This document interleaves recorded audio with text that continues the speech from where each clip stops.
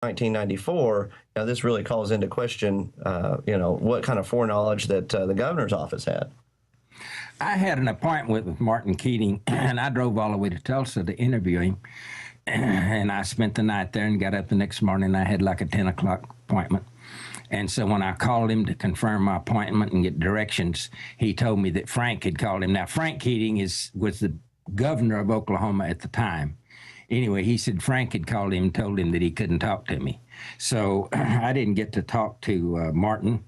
Later on, he said, oh, I didn't write that book till after the bombing. Well, I want to read you what his own publisher says right here on the right here on the front cover. I'll read it to you. The terrorist bombings in Oklahoma City and at the World Trade Center were only his first predictions. In other words, he predicted the 93 World Trade Center bombing. Now, in this declassified thriller, Keating tells what's next, and U.S. intelligence agents aren't calling it fiction. Inside the cover, it said, the final jihad is a prophetic blueprint, a warning of horrifying upcoming acts of terrorism targeted at the United States. It's a wake-up call no one should ignore. This book was written by the brother of the Oklahoma governor at the time, who had just been elected governor a few months before. He had been sent from Washington with sufficient funds to win the gubernatorial contest so that he could control the investigation of the bombing. Because even though it happened in Oklahoma, the Oklahoma State, the OSBI, as we call them, Oklahoma State Bureau of Investigation, never investigated it.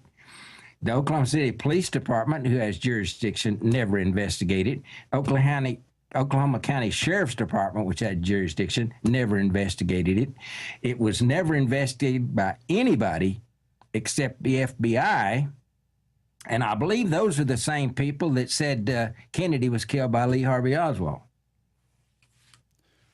Talk more, if you could, about the intimidation threats against you, but then separately, the more broad intimidation threats against patriot groups, against third-party candidate supporters in this country, and the attempt to foretell another Oklahoma City-style bombing where they're just going to clamp down domestically more and more on this country, as we've seen in so many cases in the news. I'll start with my personal experience and then turn it over to James to tell you about the intimidation of other citizens here in Oklahoma. But the intimidation started the first day of our grand jury meeting. It continued on a daily basis.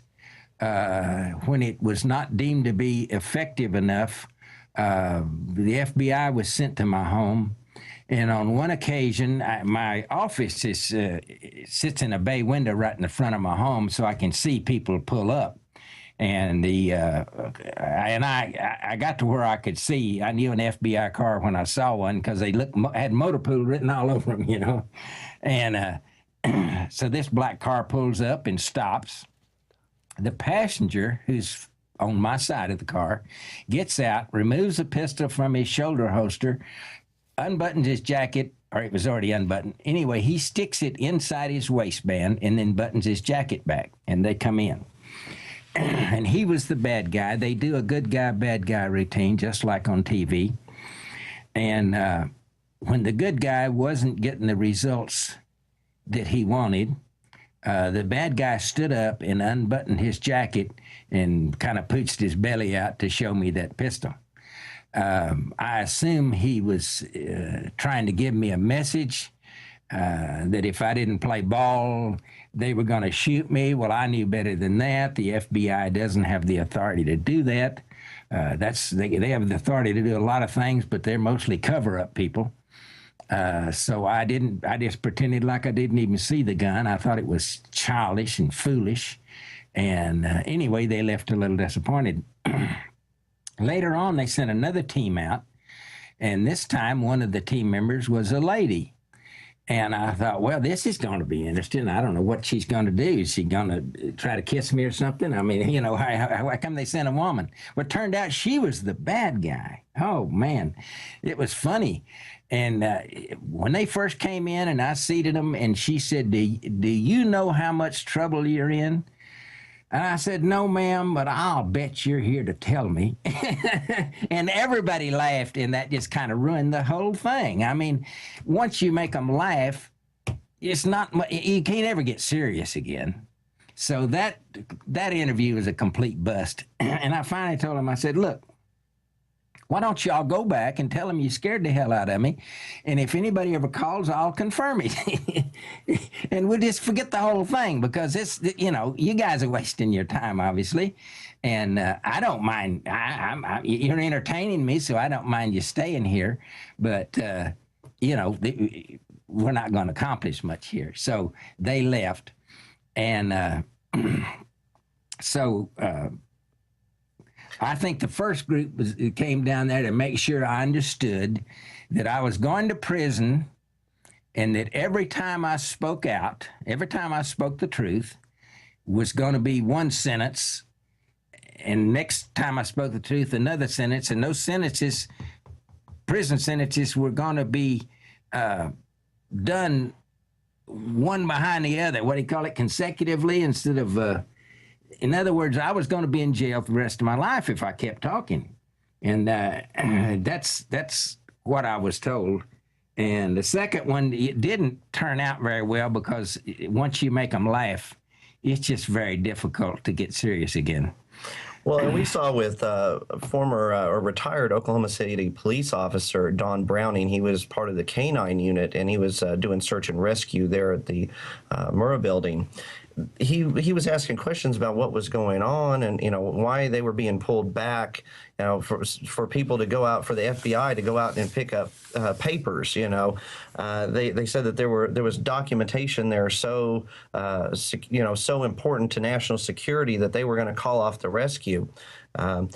He's asking questions about it. One of the FBI agents tells him, you know, people like you that ask questions often end up dead. And he said the way that it was posed to him, he felt it was a threat. You know, we see the intimidation going on. You know, obviously, you know, the Oklahoma City was a precursor to 9/11. We've seen information that's come out through the MIAC reports, and, you know, most recently the information that Operation Defuse uncovered about the internal documents calling the Oklahoma Bombing Investigation Committee's website domestic terrorism. Anybody that has the audacity to expose their corruption and their cover-up has to be silenced, and we see that in Hoppy's case too. You know, as he had the intelligence to go in and ask questions, demand answers, and they weren't going to allow that, because it's obvious that the judicial branch was just pushing the official story, and they didn't want any interference. And we do appreciate your courage, sir. Could you get into because the film covers so much, some of the other people who had untimely or suspicious deaths, and some of the victims' family members you spoke to, you know, really put a profile on who the real victims of this lie were? If you could. I'll let James do that. Well, we talked with the mother of Officer Terrence Yakey. Terry Yakey was a real hero that day. You know, he saved 8 people's lives, and he was brutally murdered, and his death was called a suicide. So the facts that surround that are that, you know, he had cut marks all on his arm. They said he bled out so much in the car that you could have dipped it out with a ladle. And supposedly walked a mile and a half away into a field, and with marks on his wrist and his neck, and then used a weapon and shot himself at a downward angle far enough away that it didn't leave powder burns on his head. It was declared a suicide. You know, his family asked questions. They said he wasn't suicidal. He had everything to live for. You know, he was getting promotions. He got the key to the city. He had reconciled with his wife. You know, everything was going good. He had never had any thoughts of suicide. And when his family asked questions, they said that they were crazy, that they watched too much television. Well, Terry had been saying the whole time that the official story wasn't the way it actually happened. You know, and I think that he was trying to protect his family from any danger surrounding the information that he had, so he didn't share that with them. And he was going to a storage facility to actually work with some of the stuff that he was holding back, and never made it. And so I think it was a message. It was a message of intimidation to anybody at the time, because after that, I mean, anybody else that knew anything about it was silenced, or else, you'll end up like Officer Yakey.